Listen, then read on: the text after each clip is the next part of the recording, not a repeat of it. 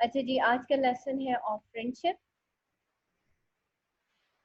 अच्छा, फ्रेंडशिप के बारे में देखते हैं बेकन क्या कहता है। As a pragmatic and an empirical thinker, Bacon followed two fundamental Renaissance principles: sapientia, or search for knowledge, and eloquent, the art of rhetoric. This explains to some extent the impassioned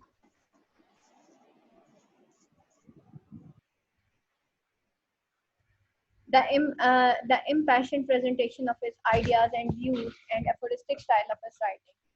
But the essay of friendship is stylistically somewhat different than that. It contains passionate and flattering statements along with profuse analogies and examples to support or explain his arguments, perhaps because this essay was occasioned by request of his friend Toby Matthew. Bacon begins the essay by invoking the classical authority on basic human nature. अब bacon जो है वो start करता है इस essay को by invoking the classical authorities. Invoke करता है उन classical authorities को जो कि on basic human nature, जो कि हमारी basic human nature है. First he refers to Aristotle view in politics. Whosoever is delighted in solitude is either a wild beast or a god. वो कहता है कि जो भी सॉलिट्यूड में डिलाइट हासिल करता है, या तो वो कोई वाइल्ड बीस्ट होता है या फिर कोई गॉड होता है, या तो वो फिर सूफी होता है या फिर वो कोई इवल जीनियस इंसान होता है. ठीक है. According to Aristotle, a man by nature and behavior may be degraded to such an extent that he may called the unfit for society, may be called unfit for society. और according to Aristotle, एक इंसान की nature और behaviour जो है इस हद तक डिग्रेड हो सकता है टू सच एन एक्सटेंड के उसको अनफिट फॉर सोसाइटी भी कहा जा सकता है. Again he may be so self sufficient that he may not need society, या फिर वो इतना सेल्फ सफिशिएंट हो कि उसको सोसाइटी की जरूरत ही नहीं पड़े. In the first case, he resembles a wild beast. In the second case, he resembles gods. ठीक है. फर्स्ट केस में जो है उसको हम कि भाई वो अपनी इतनी ज्यादा डिग्रेड हो जाता है अपनी नेचर में कि वो अनफिट होता है सोसाइटी में, यानी कि वो इवल जीनियस हो जाता है, तो फिर तो हम उसको वाइल्ड बीस्ट कहेंगे. लेकिन सेकंड स्टेट में अगर वो सूफी या दरवेशी इख्तियार कर लेता है तो वो रिजेंबल करता है गॉड्स को. Here it should be pointed out that Bacon is not ruling out of the value of solitude. In fact, he is reserving solitude for higher kind of life. अब यहाँ पे देखें, here it should be pointed out that Bacon जो है is not ruling out the value of solitude. वो खाली solitude की value को, यानी कि अकेलेपन की, अकेले रहने की वैल्यू को रूल आउट नहीं करता. In fact he is reserving solitude for higher kind of life. बल्कि वो कहता है कि तन्हाई बेहतर है अगर आप हायर काइंड ऑफ लाइफ जो है हासिल करना चाहते हैं, which is possible for a few great men like Epimenides, Numa, Empedocles, Apollonius, and some Christian saints. Here too, Bacon is following Aristotelian view on solitude as expressed in ethics, where Aristotle prefers a contemplative life to an active life. It is the highest kind of life. It can be enjoyed uninterruptedly for the greatest length of time.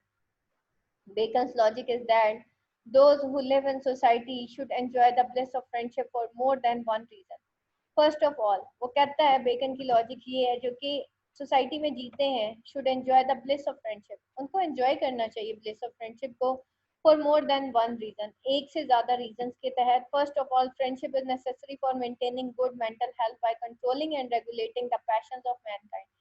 First of all, friendship जो है वो necessary है for maintaining good mental health, कि वो maintain करें good mental health को bye controlling and regulating the passion of mind, ताकि वो कंट्रोल करें और रेगुलेट करें पैशंस ऑफ माइंड को. In other words, Bacon here speak of the therapeutic use of friendship, through which one can lighten the heart by revealing the pent-up feelings and emotions, sorrows, joys, fear, hope, suspicious, advice, and the like. Then, in order to justify the value of friendship, Bacon point out the practice of friendship on the highest social level. He informs us that kings and princes, in order to make friends, would raise some persons who would be fit for friendship.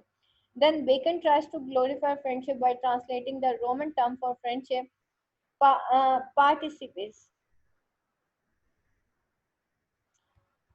participates curarum, which means sharer of their cares. he gives instances of raising of men as friends from Roman history. Sylla and Pompey, the great Julius Caesar and Antonius, Augustus and Agrippa, Tiberius, Caesar and Sejanus, Septimius, Severus and Platitius. Bacon also refers to what Comenius wrote of Duke Charles, the hardy's deterioration of his mental faculty because of his reserve and loneliness, and extend his judgment to the case of Comenius' second master, Louis XI. The point which Bacon strongly wants to assert is that friendship functions for a man in a double yet paradoxically contrary manner. अब यहाँ पे देखें, वो कहता है कि he gives instances of raising of men and friends from Roman history. वो Roman history से raising of men जो है as friends जो है वो उनकी मिसालें देता है, जैसे great Sulla and Pompey the great, इसी तरह जूलियस सीजार और एंटोनियस उनकी दोस्ती के बारे में वो बात करता है, ऑगस्टस एग्रिपा की दोस्ती के बारे में बात करता है। यानी कि उसके कहने का मतलब ये है कि जिंदगी गुजारने के लिए एक शेयरर्स ऑफ देयर केयर्स की बहुत ज़्यादा ज़रूरत होती है, जिसको उसने जो है यहाँ पे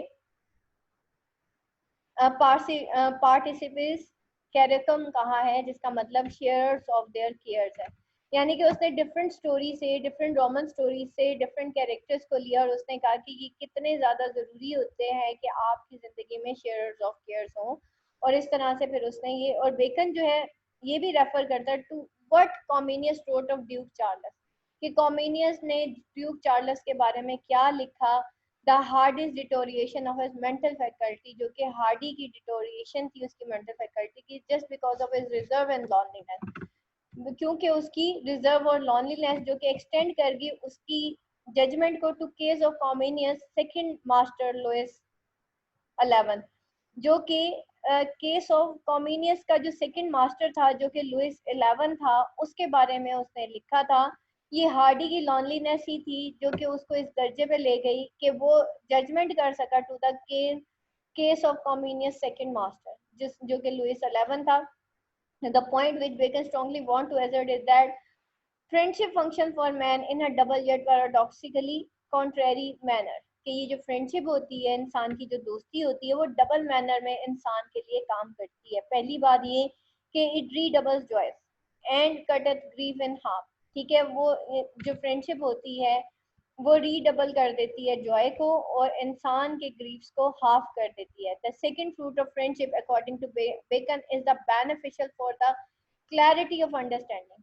सेकंड फ्रूट ऑफ फ्रेंडशिप क्या है अकॉर्डिंग टू बेकन, वो ये है कि क्लैरिटी ऑफ अंडरस्टैंडिंग होती है। If a man has got a faithful friend, अगर एक मैन का फेथफुल फ्रेंड है, he can be consulted to clarify the confusions of the man, तो वो जो है कंसल्ट कर सकता है कि वो कंसल्टेटिव के वो कंफ्यूजन ऑफ माइंड को क्लैरिफाई कर सकता है।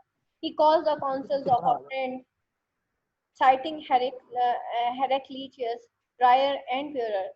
अब यहाँ पे वो काउंसिल ऑफ अ फ्रेंड को क्या कहता है, साइटिंग हेरेक्लिटियस के, जो कि साइटिंग यानी कि हेरेक्लिटियस का ही वो रेफरेंस देता है, उसको साइट करता है।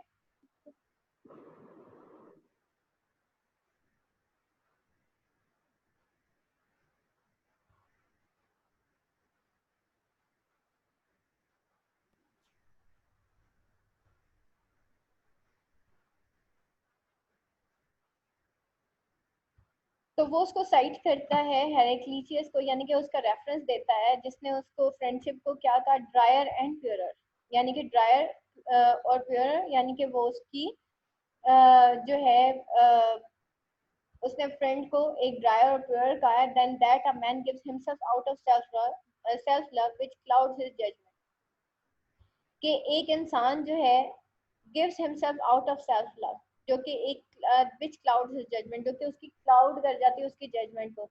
उसके कहने का मतलब यहाँ पे ये है कि जब हम किसी से दोस्ती करने पे आते हैं ना, तो हमारे ऊपर ऐसा कोई इंसान ना बड़ा जल्दबाज है, तो दोस्ती करने पे आते हैं, किसी को अच्छा बनाने में आते हैं ना, तो हम उसकी हर बुराई पे पर्दा डालने को तैयार हो जाते हैं, बल्कि उसकी बुराई देखना ही नहीं चाहते। ठीक है, जब हम किसी से मोहब्बत कर बैठते हैं या हम किसी से दोस्ती करना चाहते हैं तो उस वक्त हमें उसकी कोई बुराई नजर नहीं आती, क्योंकि हम देखना ही नहीं चाह रहे होते। लेकिन जब हम किसी से दुश्मनी करने पे आते हैं तो हम इतने एरोगेंट हो जाते हैं कि हम उस बंदे की अच्छाई भी देखना गवारा नहीं करते, या किसी की एक बात बुरी लग जाती है तो हम उसकी पिछली सारी नेकियों में पानी फेर देते हैं। तो यहाँ पे वो कहता है कि ये दोस्ती होती है ना, ये क्या है, एक दोस्त जो होता है वो ड्रायर और प्योरर है, जो कि इंसान को gives himself out of self love, जो कि इंसान को आउट ऑफ सेल्फ लव देता है, विच क्लाउड इज जजमेंट, जो कि उसकी जजमेंट को क्लाउड कर जाती है, पर्दा डाल देती है। Bacon then counsel of his sort into two kinds, the one concerning manner, the other concerning business. वो कहता है कि दो तरह के फ्रेंड्स होते हैं। ठीक है, फ्रेंडशिप दो तरह की होती है। एक फ्रेंडशिप वो होती है जो कि मैनर्स को कंसर्न करती है, और दूसरी फ्रेंडशिप वो होती है जो कि बिजनेस कंसर्न होती है। जो बिजनेस माइंडेड लोग होते हैं वो जो है उनकी फ्रेंडशिप भी बिजनेस कंसर्निंग होती है। ठीक है, और जो कुछ फ्रेंड्स होते हैं जो कि मैनर कंसर्न होते हैं। अब फ्रेंड्स कंस्ट्रक्टिव क्रिटिसिज्म और other friend behaviour have more than a book of morality. और एक फ्रेंड का जो कंस्ट्रक्टिव क्रिटिसिज्म होती है, यानी कि हम एक दूसरे को जो सही करने की कंस्ट्रक्टिव, यानी कि उसको करेक्ट करने के लिए जो हम क्रिटिसिज्म करते हैं ऑफ अदर फ्रेंड बिहेवियर, उसको ज्यादा हेल्प करती है than a book of morality. इसीलिए कहते हैं ना, a man is known by company he keeps. दोस्त जो है वो बहुत सोच समझ के बनाने चाहिए। In the matter of conducting practical business, Bacon thinks a true friend's advice can also helpful in undertaking a venture or averting a danger। और इसी तरीके से इन matter of conducting practical business अगर हम देखें तो बेकन ये कहता है कि एक ट्रू फ्रेंड जो है वो एडवाइस कर उसकी advice can also help in undertaking a venture और अवर्टिंग danger.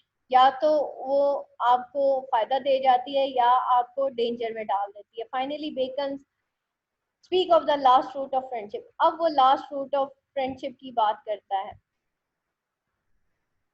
which is the manifold in the sense that there is so many things in life which can be fulfilled only with the help of a friend. In fact, at a rare moment, Bacon gets emotional and quotes classical maxim, "A friend is an other self." ठीक है, वो एक classical maxim की बात करता है कि एक friend is an other self. His point is that man has have many a desire which may not be realized in his lifetime। इंसान की बहुत सारी डिजायर्स होती हैं, हो सकता है उसको वो जिंदगी में जो है उसको एहसास ना हुआ हो उसकी लाइफ टाइम में। तो but if he has got a true friend, लेकिन अगर उसका ट्रू फ्रेंड होता है, his unful desire will be taken care of his friend. तो उसकी अनफुल डिजायर्स जो है वो जो है उसका फ्रेंड जो है वो उसकी टेक केयर करता है। But if he has got a true friend, his unfulfilled desire will be taken care of his friend। Not only his friend, unlike the dear ones and enemies, can talk to him on equal terms whenever situation demands। Keeping all these things, Bacon concludes that if a man does not have a friend, he may well leave this world। कि अगर एक इंसान का कोई friend ना हो तो वो आसानी से दुनिया को छोड़ के जा सकता है। उसकी रीजन ये है कि उसको पीछे किसी से मोहब्बत नहीं होगी तो दुनिया से जाना आसान हो जाएगा ना, तो वो इजीली अपनी दुनिया छोड़ के जा सकता है। That is to say he is not fit for the human society to live. उसका मतलब ये है कि वो जो है ह्यूमन सोसाइटी में जीने के शायद काबिल नहीं है। ठीक है, क्योंकि उसका कोई फ्रेंड नहीं है। आगे चलते हैं।